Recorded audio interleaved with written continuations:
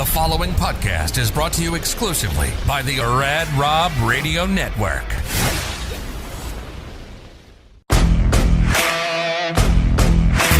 Welcome to RTW Main Event, which used to be a hard-hitting, in-depth, cutting-edge look into the world of professional wrestling.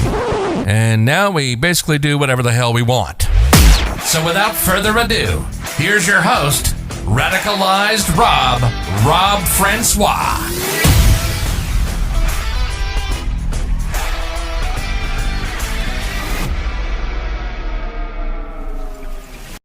Hey guys, welcome back to RTW Main Event. I'm your host, Rad Rob Francois. And this is day 7-ish. It is my review of WrestleMania 40 Night 2, which happened last night at the Link in Philadelphia, Pennsylvania. And if I really wanted to compare Night 2 with Night 1, I would say Night 1 was not as good as WrestleMania Sunday. But we did kick it off in style with CM Punk on commentary for the first match, which was Drew McIntyre going against Seth Rollins for the WWE World Heavyweight Championship. Having Punk on commentary was funny because right in the beginning of Drew McIntyre's entrance, he had I don't even know what the hell you call them, a bagpipe group. Several gentlemen playing bagpipes, and it was Roddy Piper's old song. And Punk wasn't supposed to say anything, but he's like, "This is sacrilege." And Cole's like, "What are you talking about?" And they never went back to it. But if you know, you know, right? If you know, you know. That's the saying now. And it was sacrilege. And I don't know if that was just paying tribute to Roddy or it was just Drew being a heel. But the bagpipers played Roddy Piper's song before his entrance, which was cool. And then they brought out several people with swords, putting them up at a point, almost like Taker when he was walking through the fire torches with the Druids from WrestleMania 14. This time it was swords, and Drew McIntyre walked through them. So it was a cool entrance. I enjoyed it. Seth Rollins' stuff keeps getting weirder and weirder. I forgot what the official name of the people were that were part of Seth Rollins' entrance, but it resembled somewhat of a New Orleans party or New Orleans, kind of Cajun-ish, but it was just these people dressed up in weird costumes, which apparently they do in Philly once a year. And they were bringing him to the ring, and Pat McAfee, not skipping a beat, said, "I'm just going to high-five all these guys." And he's like, "Hey, how you doing? Hey." And he literally high-fived every single one of them.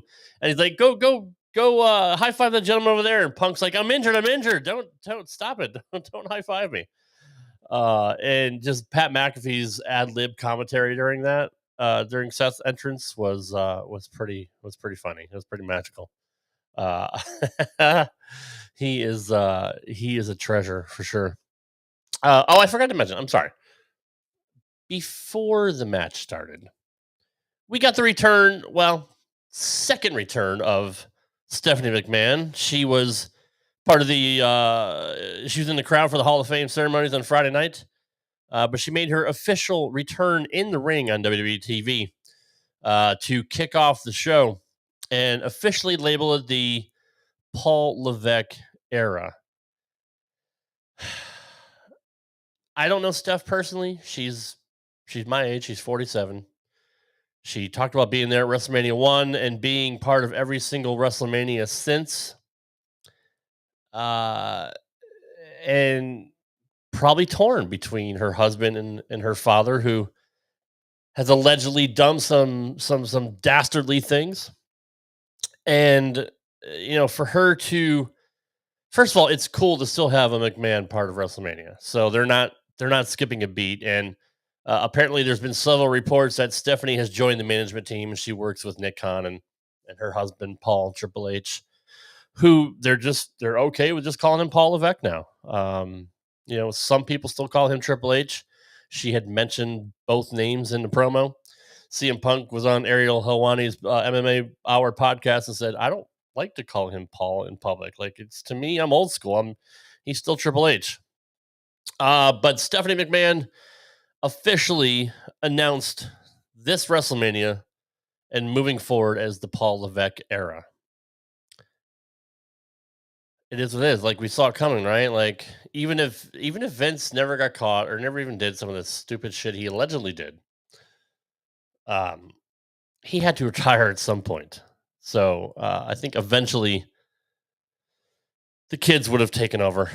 What Shane's role is, I don't think he has one. I don't know if he is going to have one with TKO.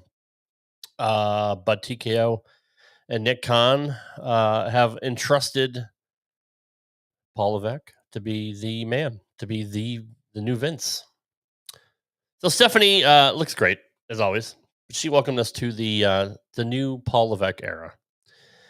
And so getting back to the first match, the World Heavyweight Championship match between Seth Rollins and Drew McIntyre. Right off the bat, Drew hits Seth. It's almost like Brock Lesnar and Goldberg-ish, and they've done this. It's kind of a Brock Lesnar Goldberg staple because they don't want to wrestle long matches. But Drew hit a Claymore right off the bat and got a near fall. Adam Wolf, what's up, buddy? Here, watching the Bray Wyatt documentary right now. What an amazing watch. I have yet to watch that yet. But thanks for being here, brother. Appreciate it. So Seth hit the Claymore for a false finish right off the bat. And they were just kind of trading finishers for a while.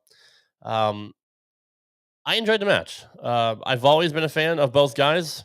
I thought they both did a very, very good job. The only issue I took with it, and this kind of goes to what happened in the main event, is too many false finishes in the first match. I understand it's WrestleMania. I understand it's for the World Heavyweight title. I understand it's huge stakes, right? And you got Punk on commentary. He's got heat with both guys. But they're way, I don't know who the agent was that booked this match. I don't know if agents have as much influence as they used to, or if the talent has more say in how they book it or how they do their finishes and false finishes. But there was way too many finishers used for false finishes. I hope Seth's injury isn't too serious. I don't know if it is. I don't know if he just selling the after, the effects from Saturday night, and he's not really injured. I just think he did a great job selling. He had kinesis tape on his back. He was selling a leg that they were working on the night before. So, I mean, I don't know if he's actually injured unless you've heard something that I haven't. I haven't checked any news today as I'm recording this, but yeah, way too many false finishes in the first match. But Drew McIntyre got it done. Hit a couple of claymores at the end. Rollins sold his ass off. I mean, he really did. He kicked out of like 3 or 4 claymores in the aftershock DDT or future shock DDT, whatever the hell they want to call it. But what I loved the most was Drew taking the belt and going over to CM Punk, who's on commentary, and just taunting him, sitting on the table, talking to him, and Punk, who never misses a beat either, says, "I'm sorry, but I can't hear what the hell you're saying." Like, I hope you know that Drew said something like, "I hope you know, blah, blah, blah."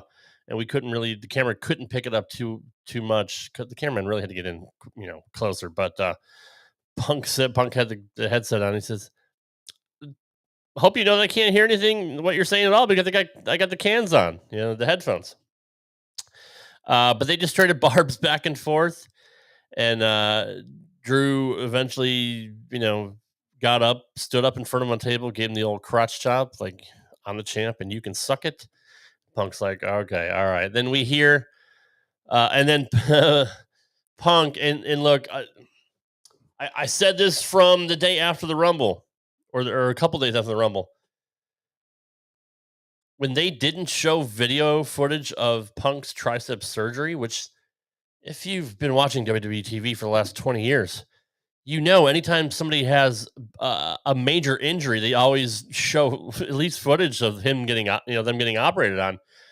All they showed was Punk in a hospital gown with the brace on and getting wheeled in and wheeled out, and that was it. You didn't see anything, which is so weird. Is this a work? Because he was really blown up in the Rumble, and I'm a conspiracy theory guy. My thoughts were that Punk was too blown up. He wasn't in ring shape. He wasn't ready because, as he tells the story, at Survivor Series on Ariel Helwani's podcast, his appearance at Survivor Series was worked out literally like the day, like that week, and pretty much signed his contract right before he hit the ring, or right before he hit his entrance. And then Rumble's only a couple months later. He may not have been in ring shape and didn't have time to get in ring shape, and maybe felt like he couldn't get in shape by WrestleMania. I don't know. I'm just speculating, but I say all that to say this.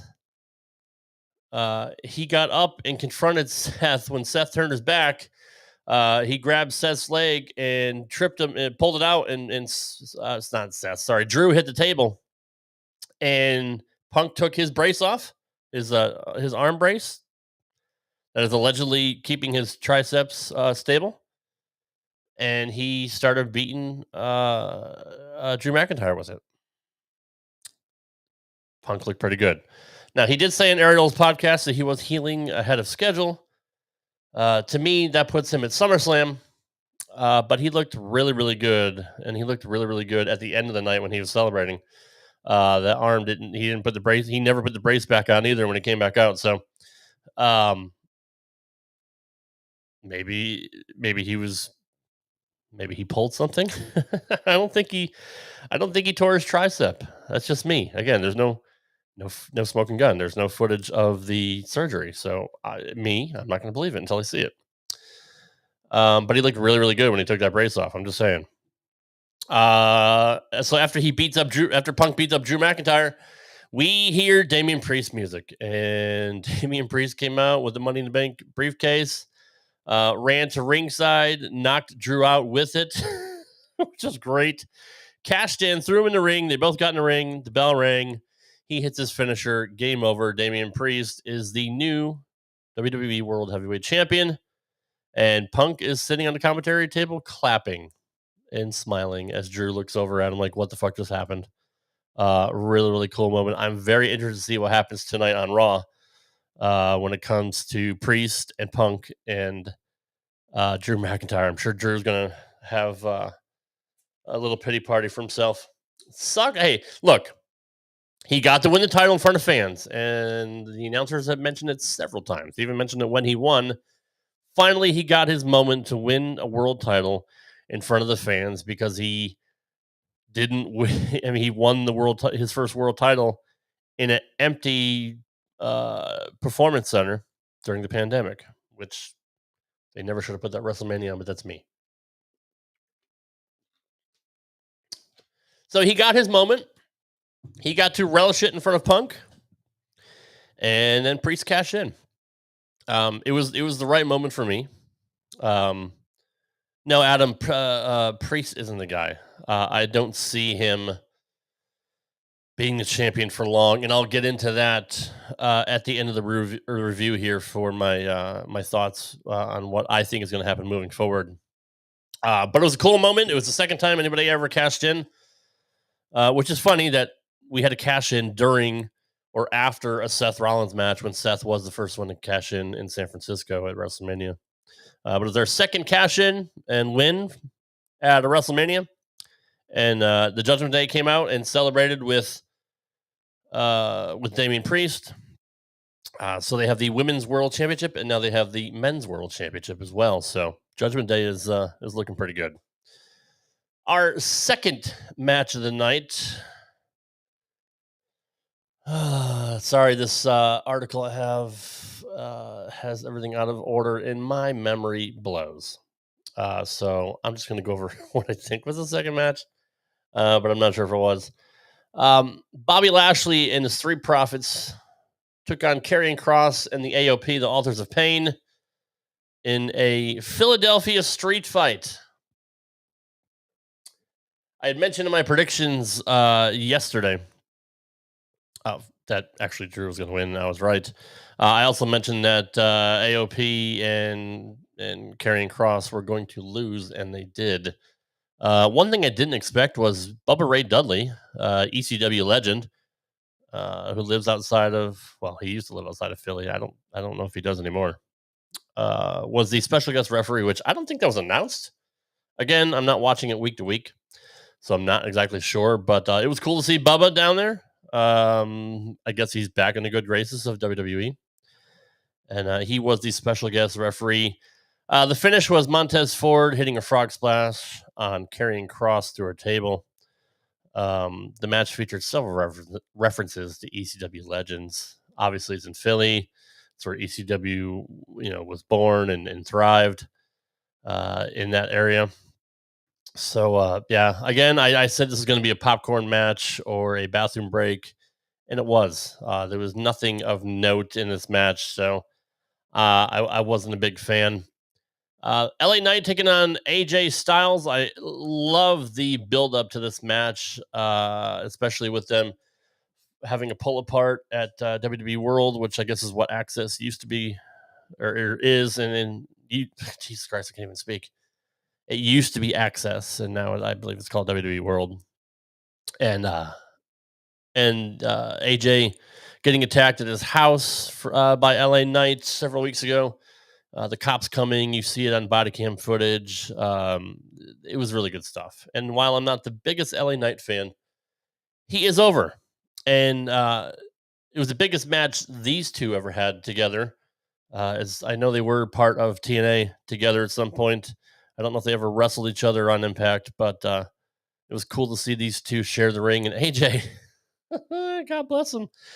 I don't know if the wellness policy is still intact, but it looks like AJ may have had a little bit of extra juice in his prime, because he looked jacked. I mean, his arms are huge. It was a pretty thick AJ Styles, but he still moved around great.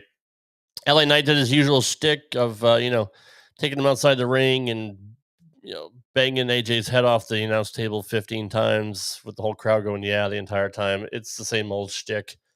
It was a good match. I thought AJ made it a good match. I don't think LA Knight is still that great in the ring. I just think he's a fad right now. I don't think he's ever going to be back in the main event scene, but I could be wrong. But I mean, that being said, it was a good match. LA Knight hit his finisher to win. AJ did a great job. Yes, AJ looked much bigger, Adam, than before. I'm telling you, he looked very, very good. Bailey challenging Io Sky, the former Io Shirai, for the WWE Women's Championship. I've been a big fan of Bailey for a long time. Not many people have liked her heel run, but I have enjoyed it. She was relegated to a group in Damage Control for the last couple of years. But winning the Rumble this year was a big step to getting her back into the main event scene as a single star since she broke up or got kicked out, excommunicated, if you will, from Damage Control. And I love Bailey, man. She such a good wrestler, and this was a really, really good match. I don't think Io Sky was appreciated enough, and she's had the title for over a year as well, just like Rhea, but doesn't get enough attention like Rhea does. Well, I mean, for obvious reasons, Leah is just Rhea's a force of nature. But I thought Io did a very good job. I was impressed with both these women. Bailey hit a sick top rope elbow. I don't know if Bailey looked like AJ was a little bit bigger than usual, but in a good way. Bailey, to me, looked a little bit thicker than normal and maybe didn't move around as well. I don't know if it's maybe a lingering injury where she hasn't been able to work out as much, but she seemed a little bit thicker than usual. And there's nothing wrong with that. I'm obviously look at me. But she hit a devastating elbow off the top, and then hit her finisher to win the match, regaining the WWE Women's Championship. I think she's a 4-time champion now. But one stat that really made me think is that was her first singles match at WrestleMania, and I think she's been part of like want to say 4 or 6 WrestleManias, and this is the first time she ever had a singles match for the women's title. That's crazy. But it was really good to see Bayley win. The crowd popped for it. We'll see what she does moving forward. She's still kind of a tweener. I wouldn't call her a full-on babyface yet, but I mean by proxy, since she got kicked out of Damage Control, and she was facing her former, one of her former partners, that she was the babyface. But she was slapping some hands coming down the ring, but she still has an edge to her. So I don't really know the direction of Bayley moving forward. Maybe she'll go back to being a heel. Maybe they'll do some kind of a in between thing between what she has been and what the hugger was. I don't know. But I'm still a big fan of Bayley, and it's nice to see her win the women's championship. Logan Paul defending his United States Championship against Kevin Owens and Randy Orton in a triple threat. The Kevin Owens entrance was cool. It was a little bit of what Sami Zayn did the night before, where he wished his family goodbye and was going to Gorilla and saw Kevin Owens, and Kevin said, "Do it, win it," and smacked him and said, "Let's go." So now, as Kevin was walking up to the Gorilla, Sammy did the same thing. Says, "It's your turn now." He had the Intercontinental belt, and he goes, "Go get yours. It's your turn now. Go get him." So KO came out, and Logan Paul had come out in this big, like, Prime truck or whatever, like big, huge Prime vehicle, and obviously Prime is the main sponsor of WWE now. And Kevin saw that, and he's like, "All right." He goes behind the WrestleMania sign and gets into a golf cart that has KO taped to the front of it. And drives halfway down the ramp. And then Randy Orton's music hits, and Kevin put it in. Had a little bit of trouble at first, but he put it in reverse. Goes back up the entranceway in reverse. Waves. God, I'm so old. Randy Orton waves Randy Orton over and says, "Come on, get in. Come on, have a ride. Get come take a ride with me." And Randy gets on the back and holds on to this T-bar looking thing, and Kevin floors it, and Randy's like, "Oh shit!" And they drive down to the ring. That was really cool. The match, I had said yesterday, I don't typically like the way triple threats are laid out, because somebody usually gets knocked out or takes a powder, and then you have two guys fighting, because it's hard to have three-way action the entire time, unless you work in porn. And I thought they did a fantastic job with this, with Kevin and Randy teaming up against Logan Paul for probably about the first 5 or 6 minutes of the match, and taking it outside the ring. And Randy hits a back body drop on Logan onto the Spanish announce table, and it doesn't break. So then Kevin tries it and says, "Oh, I can do it. Let me try. Let me see if I can break it." He does one, and nothing happens. So Randy's like, you got to, he points up, like, "You got to go higher. You got to throw him up higher." So Randy takes him and throws him up in the air, and it still doesn't break. And Kevin's like, "I'm going to try that too." So it was poor Logan, man. Just getting his back beat up on the announce table several times. But it was pretty funny. Eventually they got back into the ring, and eventually there was one spot where Kevin tried to do a move. Logan reversed it and pushed him off into Randy. And Randy's like, "What the fuck, man?" And Kevin's like, "Look, you saw him, and he pushed me." He's like, "Oh yeah, okay, my bad." So they just kept beating up on Logan Paul. They both did the Orton stomp on his wrists and his ankles. But eventually, Paul got knocked outside the ring, and Kevin and Randy decided to. Oh no, I'm sorry, Kevin. After that spot, Kevin and Randy said, "All right, let's keep beating him up."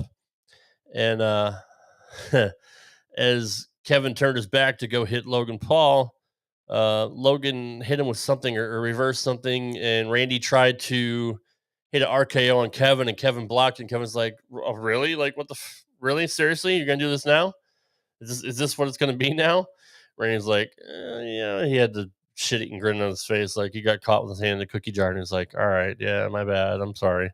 But eventually they started fighting. He's like, Kevin's like, "You want to do this now?" And he's like, "Yeah, okay." And then they started punching each other, and they started fighting. So from then on, the match was really, really good. They traded spots back and forth. Logan Paul got a bunch of offense in. Logan looked fantastic. At one point, Kevin Owens went for a swanton.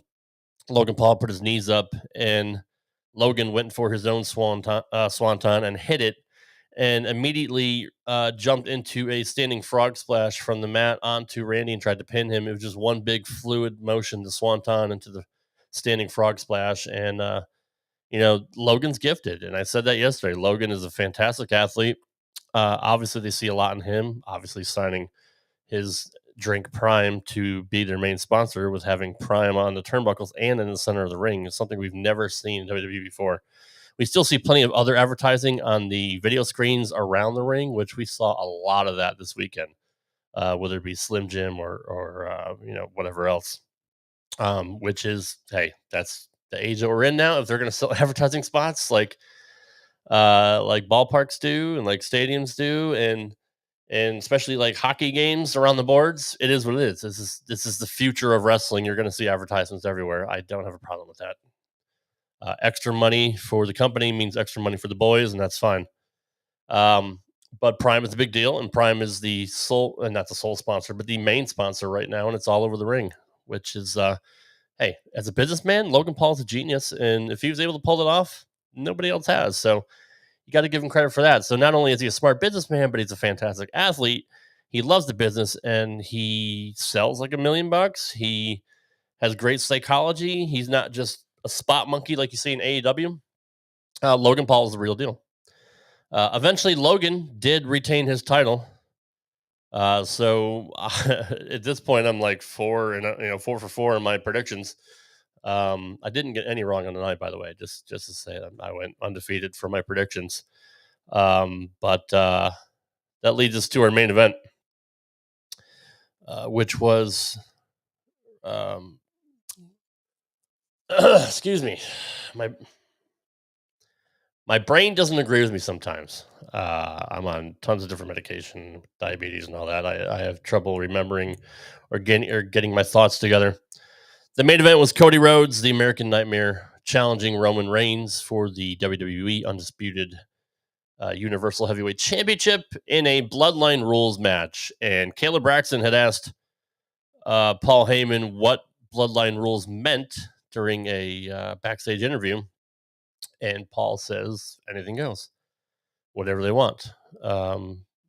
Whatever Roman wants them to be, but pretty much just a no holds barred, no disqualifications, no countouts. Would have been cool if they had pinfalls anywhere, but they don't do that anymore. But pretty much just a no holds barred match. The entrances for Roman and Cody were really, really cool. Cody came out from underneath the stage with this his American Nightmare skull logo, like a helmet on or a mask. And we look over and we see Brandy Rhodes there, who looked fantastic. I don't know why she was wearing a singlet. I don't think that was necessary, but it had the American Nightmare logo on and all that. But hey, who am I to argue? But she took the helmet off of Cody's head, gave him a kiss, wished him good luck, and Cody went to the ring for a super long entrance. Roman had a local high school symphony playing him to the ring with huge drums and like a cappella group singing alto. They had several violinists there. They had another, actually had a drummer on a traditional drum set, and it was a pretty cool entrance. So start off the match, it was the typical stare down, headlock drop down, shoulder block, headlock drop down, blah blah blah. I mean, it was a typical spot of testing your strength or testing, just trying to one up each other. But eventually they got into the meat and bones of the match, and it was a fantastic match. But to me, there's a lot of, and people are going to give me shit for using insider terms because I'm not an insider, but it's out there. It's part of the wrestling fan vernacular now, especially if you use it right. Too much gaga going on. I had said yesterday this is probably going to be a little bit constructed like the Sting versus Triple H match when DX and the NWO came down to kind of cancel each other out and do their own thing on the outside the ring, and we had a bunch of nostalgia pops during this main event because of the fact that it is bloodline rules and there were no disqualifications. Of course, you would expect the bloodline to get involved in the match, and while they didn't come down with Roman at the get go, we first saw Jimmy Uso get involved towards the end of the match, um, starting to beat up on Cody. That led Jay Uso's music to hit, and he came down to the ring. And Jay and Jimmy did a really cool spot where they fought up the ramp, and Jay speared Jimmy off of the ramp onto a bunch of tables, which looked like a hell of a bump. But that took those two out.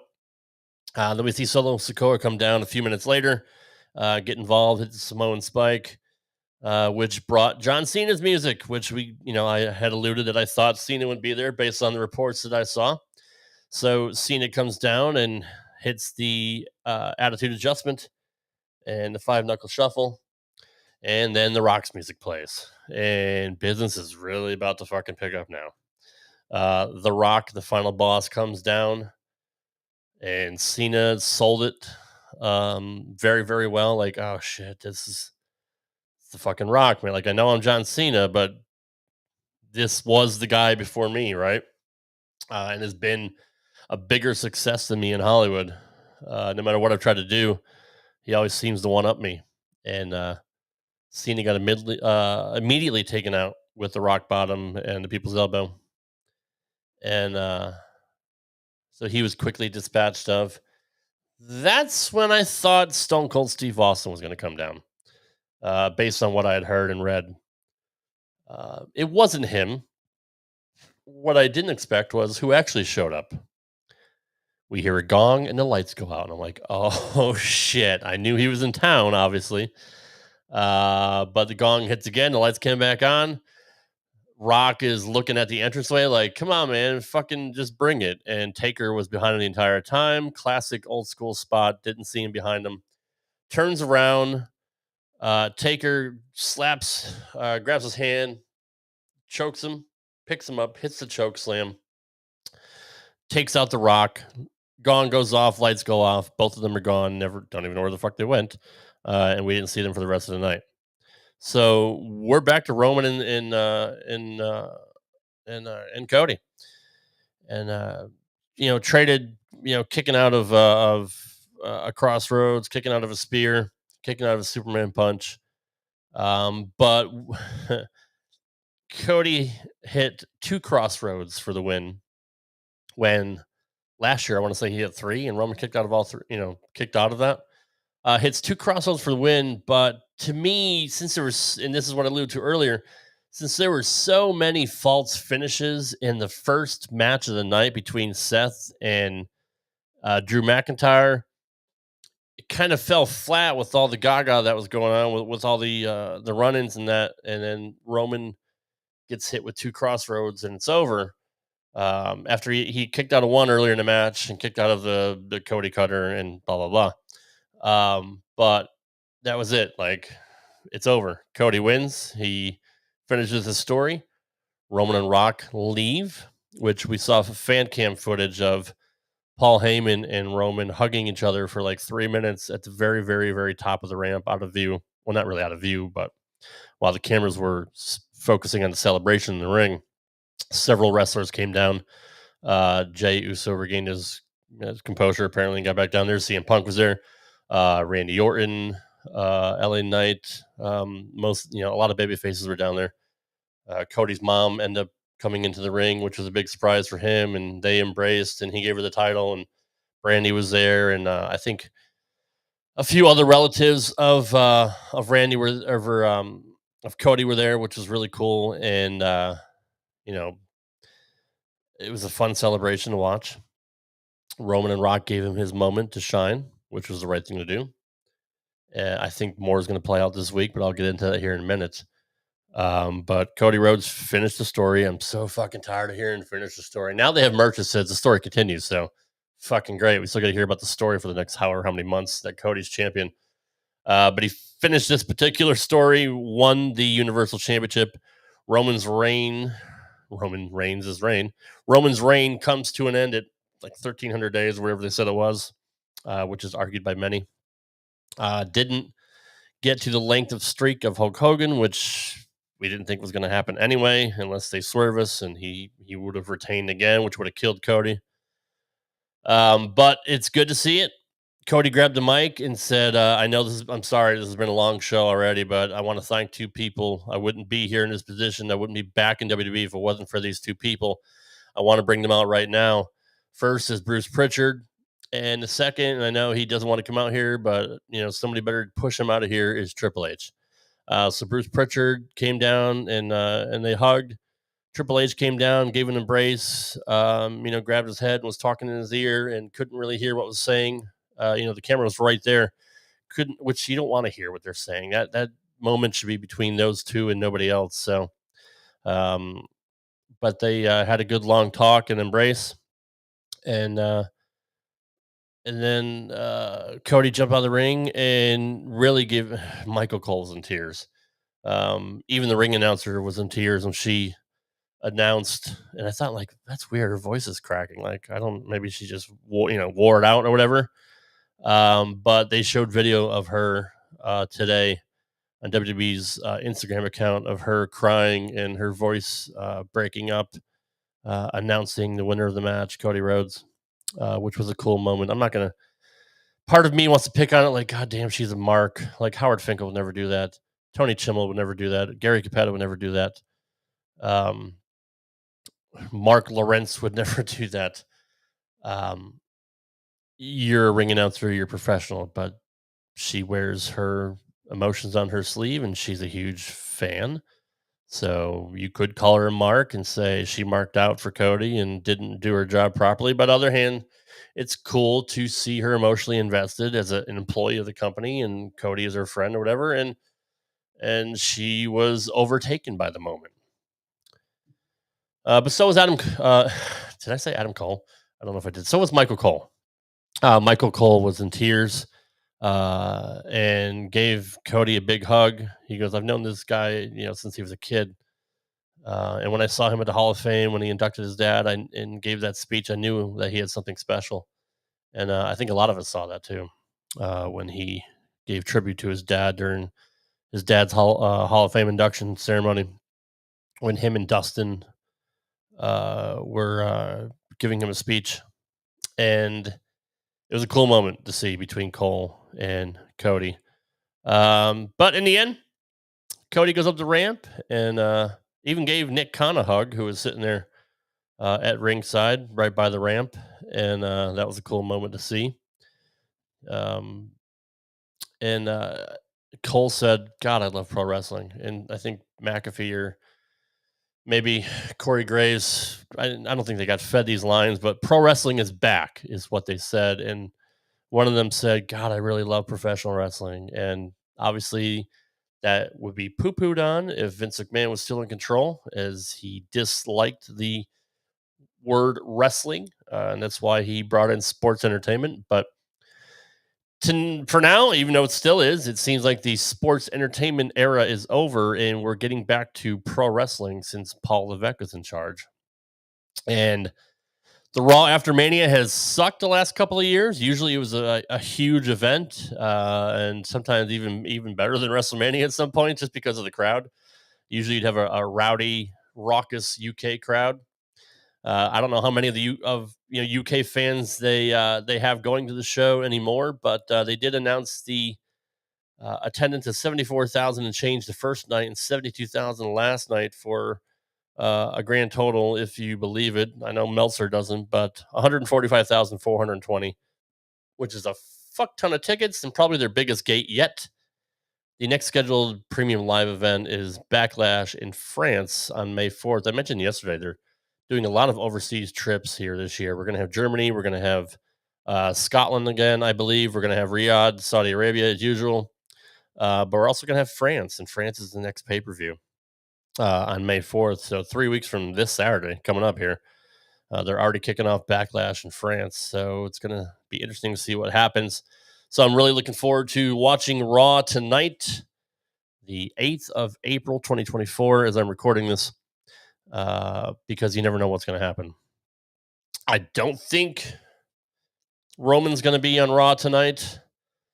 And Cody was a Raw guy, and Cody is now the Universal Champion. So I don't know if he's going to be relegated or moved over to SmackDown, but I'm going to assume that he is, only because of the fact that you don't want two world champions on your shows, with Damian Priest being on Raw and Cody Rhodes being on Raw as well. So don't know how they're gonna do that, but I do expect Cody to show up regardless, probably to just celebrate and say, "I'm moving over to SmackDown," and we'll see what happens there. I'm sure we're gonna have some Punk fallout with him and Drew McIntyre.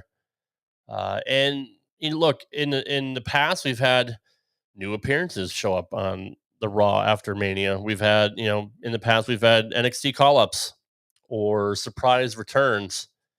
I'm going to throw one out there that is probably out of left field. I don't know if this person is actually re signed with AEW. But what if MJF shows up tonight to close the show? Tony Khan would probably try to kill himself. I'm not making light of that. I'm saying, like, he's having a cow right now because of CM Punk's interview on Ariel Helwani's MMA Hour podcast, which totally shit all over AEW and Tony Khan. And now, coincidentally, AEW announces that we have a Rhodes taking on a Samoan for their world title, just like we had a Rhodes taking on a Samoan last night at WrestleMania. So fucking stupid. Samoa Joe, which is funny, his name is Joe, and Roman's actual name is Joe, which is just hilarious. Samoa Joe's defending the AEW World title against Dustin Rhodes coming up this week. So pitiful. And they also announced that the Young Bucks are going to have exclusive video of the backstage happenings at All Out in Wembley on the heels of CM Punk's interview. Could be a prank video, could be just video that they're like being the elite bullshit, where they're going to have somebody play the role of Punk, kind of like they, the shit they did back in the day with Shawn Michaels announcing Bret Hart after WrestleMania 12, and a midget comes down. I don't think it's going to be actual footage of anything that happened, only because of the NDAs and stuff like that. But who knows? We'll see. But I think it's just a marketing ploy to get people to tune in on Wednesday, and it's half smart and it's also half stupid, because you're acknowledging that there was issues, and the only reason you are doing this is to do damage control or pop the audience, pop a rating, because Punk completely fucking buried you and said everything that I've been saying the entire time AEW has existed, that Tony Khan isn't a boss. He's just there to play wrestling booker with his friends.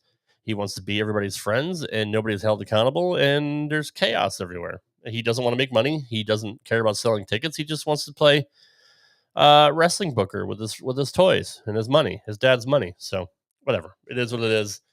Dynamite should be interesting. I'm not going to watch it. I'll watch the YouTube videos, but looking forward to seeing what they do there.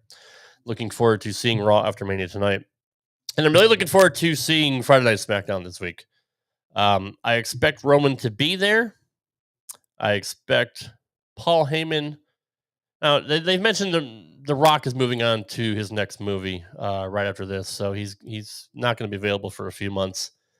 But I think Rock and Heyman are going to be there with Roman, and I think Rock is going to chastise Roman. I think he's going to talk down to him, like, I thought you were the head of the table. You couldn't get it done. We tried to give you all the help, and you still couldn't get it done on your own. Last year, you couldn't get it done without Solo's help, and that's the only reason why you beat Cody. And you should have lost twice to Cody. I mean, logistically, it wouldn't have been that way, but you know what I mean.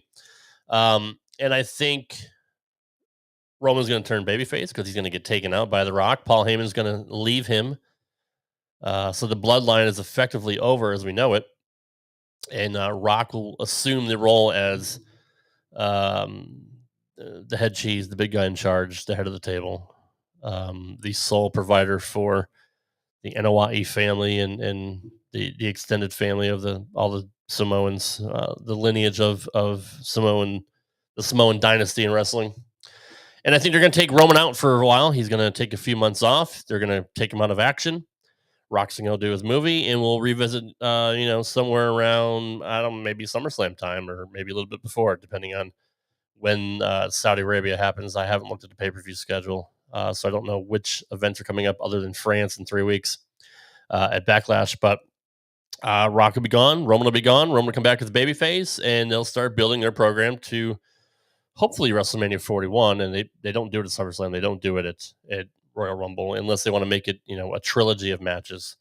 But I would save that for WrestleMania 41. Rock against Roman to see who the real head of the table is. What they were going to do allegedly, what Rock says they were going to do at this WrestleMania, but they listened to the fans and the Cody crybabies, and that's why they changed direction. I don't believe that for 1 second. Why would he win the Rumble if he wasn't going to win again? So I don't always believe what comes out of wrestlers' mouth, because usually they're just lying half the time. But I think Roman needs to finish his career as a babyface, as a good guy, and both of them will probably retire. I can see Rock going into the Hall of Fame next year, trying to one up Roman and saying, "I'm a Hall of Famer, bitch. You're not, and maybe you never will be, but I'm still the guy." And maybe obviously Rock would put him over at Mania 41, and I'm assuming they would both retire because I don't think Rock ever has to wrestle again. He can still make appearances, but I don't think he needs to be in the ring again. And I think Roman has been through enough the last few years dealing with leukemia and the after effects, which I believe he's still dealing with, and that's why he's had a limited schedule. What's going on, Chillin' 927? This is not a Super Mario Maker stream. I'm talking wrestling. Do you see me playing Super Mario Brothers or Super Mario Maker? You can't add your level. I'm sorry. But thanks for coming. Any event. I can see Roman finishing out his career as a good guy and retiring next year at WrestleMania 41. I could be wrong, but I think that'd be a fitting way to end his career for all he's done in the WWE. And Cody Rhodes, for the foreseeable future, is going to be the man. At least I don't know who is on Raw. Maybe Punk for the time being. But Cody Rhodes is going to assume the role of Roman, or even before him, as John Cena, and be the babyface of the company. I wasn't sure about it yesterday as I was giving my predictions, but it's now cemented that, given the build-up, being on the cover of WWE 2K24, having the documentary, the celebration that they had after the match, all they did to put Cody over. He is the new face of this company, and he will be the John Cena of this current generation moving forward. And I expect him to hold the title for quite a while. Now, will it be as long as Roman? I don't know. And if he doesn't hold it for a while, he's still going to be involved in that scene. I think he's better off as someone who chases. I typically like baby faces that have to chase titles, but again, he's been chasing for 2 years.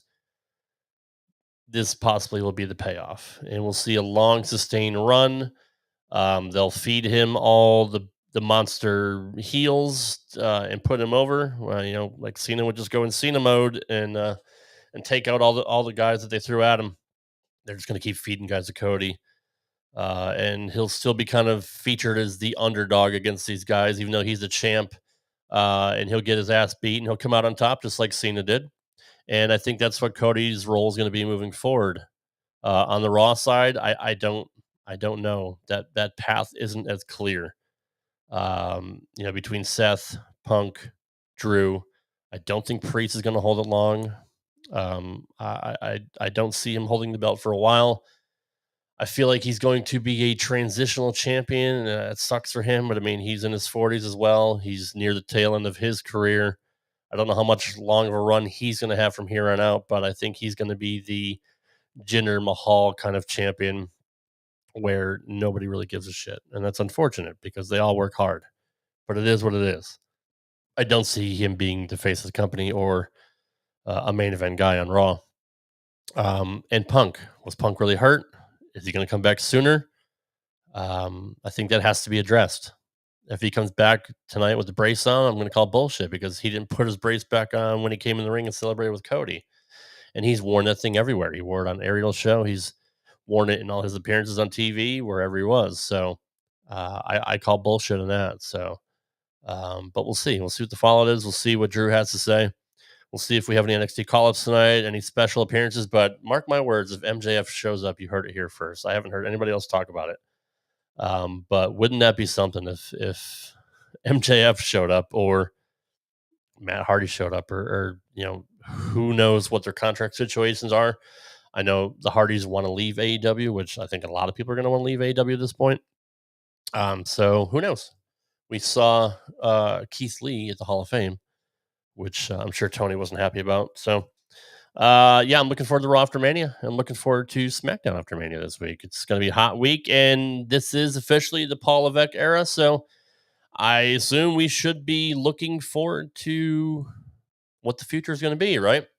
SmackDown will be moving to a new network. They'll be moving to, I want to say it's not the WB, right? It's this, or the CW. Is it the CW? I'm so old. The WB isn't even around anymore. They're moving to the CW, I believe, and then we got Raw moving to Netflix. So it's going to be a big year coming up, and I'm excited for possibly watching WWE TV on a weekly basis again if it still holds up, if it still remains as hot, which obviously it's not with Rock not being there every week. But I mean, I still think TV has gotten better from what I've seen on the clips on YouTube. So I'm excited for the future. The future of this show, however, is still up in the air. While I enjoyed RadMania VI this week, I enjoyed speaking with the vet Jamie Williams from HMG. I had a great conversation with Barry Horowitz and Dave Sullivan, and I always love working with the Husey. Always have fun with him. He's a funny dude. It was fun bringing RadMania back. It was fun talking wrestling again, but again, time constraints and family duties are more important. So I don't know if I'll bring back RTW on a weekly basis. Maybe I'll have a show every couple of weeks just to talk some wrestling or maybe some hot angles that are going on, or if anything drastic happens or any cool signings or appearances, maybe I'll come back and do a few one-offs. But as far as a weekly show, this has been fun, and it's been a lot of work, and that's just something I really can't commit to at this point. So while I do appreciate everybody being here and listening and watching for all 7 shows this week of RadMania VI, go check out my archives. Check out how the show initially started, what it transformed into, many, many different incarnations. My favorite being the stuff I did with Ocho and Marky Mark and El Barba and the guests we had on, the top 5 stuff, and the comedy show that Main Event had turned into is fun stuff. But I had some really, really great interviews too through RTW Main Event, RTW Rewind, and the original Rad Turtles Wrestling Podcast. So Vince Russo was on, Gary Capetta, Sean Mooney, PCO. I've interviewed, I don't want to name them all, Tom Pritchard. I don't want to leave anybody out, but I have really, really enjoyed the interviews I've had over the years, getting to speak to some of my idols growing up as a wrestling fan of 30-something years. So check out my archives and subscribe to this show. And hopefully when I put a show out, you'll get notified, and we'll come back here and talk some wrestling again. But thank you for all the support this week, everybody. Thanks for watching here. Everybody watching here in the chat today. And I hope you enjoyed WrestleMania weekend, and I'm sure you're all looking forward to the future as I am. And we'll see you on the next one. Appreciate it, guys. Take care.